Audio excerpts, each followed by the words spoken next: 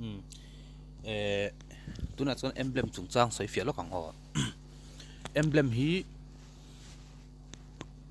poimo em a emblem sang lo hi level 1 ro kan khoi hi ai nat hlei em ani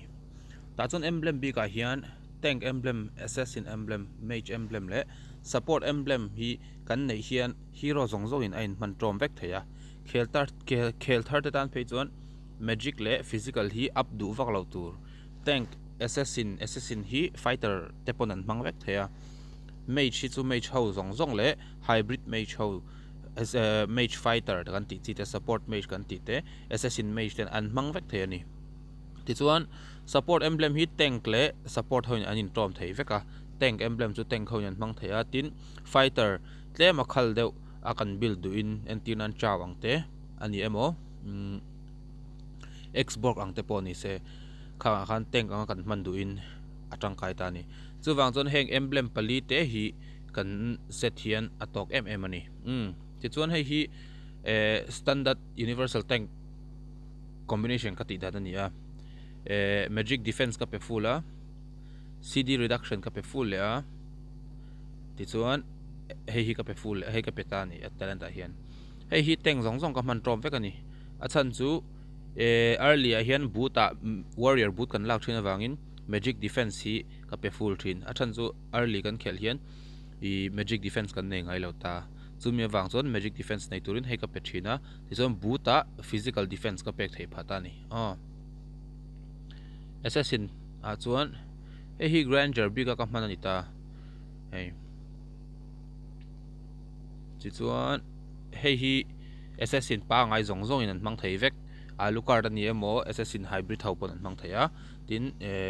midang pon an mang thei vek ani hei assassin hoin hei hi mage bi ka chuan hei hi hybrid mage zong in an man trom thei ani movement speed a full a observation magic penetration a full le a mystery shop hi full le boka hybrid mage zong in an mang thei he build hi chu hybrid mage ka ti khan mage le engemoni kop na yang chi mage fighter mage assassin mage support yang chi ho khan mang thei vek ti chon he mystery shop hian atia chu gold item shop renga I item man reng kha 90% in ilei thei ta ni 100% 11 mo ati tlom hlek ta ni chu chon in build chak turina puita burst mage ha he hi ka mang thina kagura ti tiang chi te hey magic worship hian misual thi thel deuh hlek kha ati ala ati hlum ve thina hewang hian atangkai ve thina ni damage type hero a chuan rip mage ha lunox anga te hian hei man acha thunga magic power magic power ve kan pe full a ti chon alai mi te kan la chang chon he poilak the hei chu kan gameplay du dan ni selamo chuan hei hi grok ka man ani grok chu enge attribute kan ti chuan anna ti pung le thaya chumi wang chon chumi pui tur chon hybrid regen te hi ka pe sang le ta ti khan chuan emblem hi kan up chak lo mai thaya kan up dan tur chon shopa kan lutanga recommend a hian kan thai phei hlekanga ti chuan weekly limit a hian 5x5 lucky standard emblem chest hei chi hi lei tur adang lei lo tur hei hi panga zel kar khata lei thaya sangli manania kar khata hian credit score thapa ngai tan chuan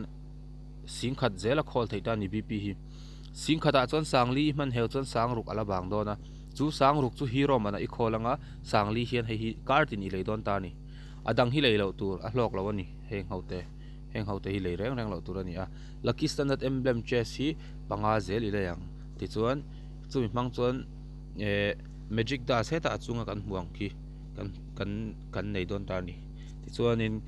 pakhat kan upline adang hi up lo tur hei te hi enula 59 ani to sang ni angaya hang kartin ka le ka khol khan